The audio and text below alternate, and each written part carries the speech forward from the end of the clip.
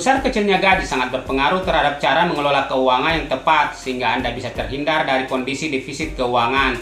Apalagi jika gaji Anda termasuk gaji UMR atau upah minimum regional. Pengaturan keuangan mutlak diperlukan agar kondisi finansial tetap sehat. Gaji pas-pasan seharusnya tetap bisa diatur agar kondisi keuangan tetap stabil. Salah satu cara mengatur keuangan untuk gaji UMR yang baik adalah menggunakan prinsip 50-30-10-10. Adapun penjelasan mengenai prinsip ini adalah sebagai berikut.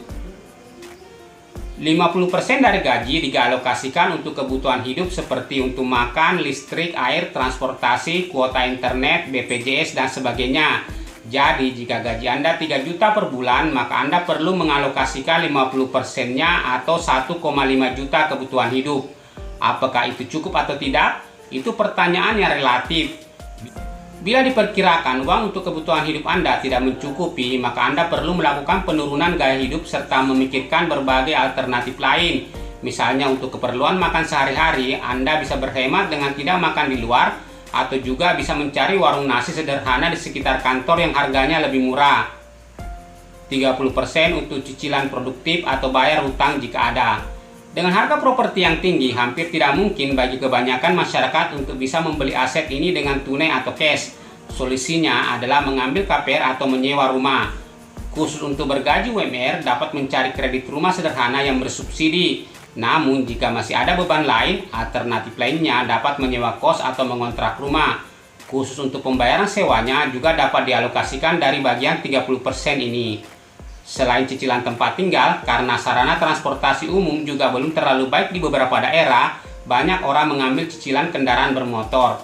Anda juga dapat melakukan hal yang sama jika di kota Anda memiliki angkutan umum yang tidak memadai. Untuk pembayaran cicilan dapat dialokasikan dari bagian 30% ini.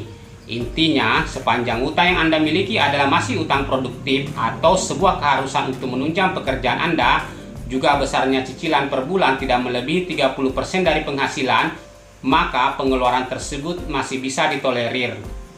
10% untuk jalan-jalan atau membiayai kesenangan Anda. Jika gaji Anda adalah UMR, maka alokasi untuk bagian ini jangan terlalu tinggi, cukup 10% saja. Karena termasuk sedikit, Anda perlu kreatif mengatur apa saja yang Anda senangi tapi tidak terlalu mengeluarkan biaya yang besar.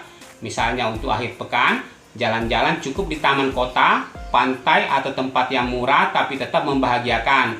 Jika Anda sudah tidak memiliki utang atau cicilan yang harus dibayar tiap bulan, atau Anda memiliki usaha sampingan atau penghasilan tambahan, bisa saja alokasi 10% untuk kesenangan ini Anda tambah menjadi 20% atau 30%. 10% dari gaji dialokasikan untuk ditabung sebagai dana darurat. Jika dana darurat sudah mencukupi, alokasi 10% ini bisa diinvestasikan. Hal yang sangat penting agar keuangan Anda tetap stabil meski dilanda pengeluaran tiba-tiba adalah ketersediaan dana darurat. Dengan adanya dana darurat, jika ada peristiwa darurat seperti sakit, kecelakaan, PHK, atau yang lainnya, dana untuk mengatasinya dapat mengambil dana darurat dulu. Ini akan mencegah Anda berhutang untuk membiayainya. Mengenai besaran dana darurat yang disiapkan, jika Anda sudah berkeluarga, sebaiknya siapkan sekitar 9-12 kali dari pengeluaran Anda. Jika Anda belum punya dana darurat, mulailah menabung dari sekarang dengan mengalokasikan beberapa persen dari penghasilan Anda. Jika gaji Anda adalah UMR, cukup alokasikan 10% untuk menabung dana darurat.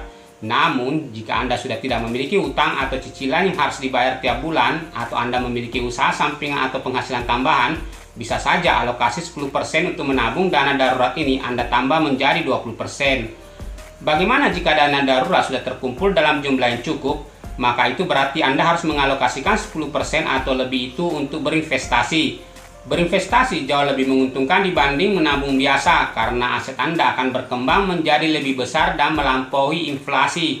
Juga bisa menjadi penghasilan tambahan dan passive income. Penghasilan yang tetap Anda dapatkan walau Anda tidak melakukan apa-apa terhadap aset itu. Investasi juga bisa menjadi tabungan hari tua. Demikianlah cara mengatur keuangan bagi mereka yang bergaji UMR. Salam sukses.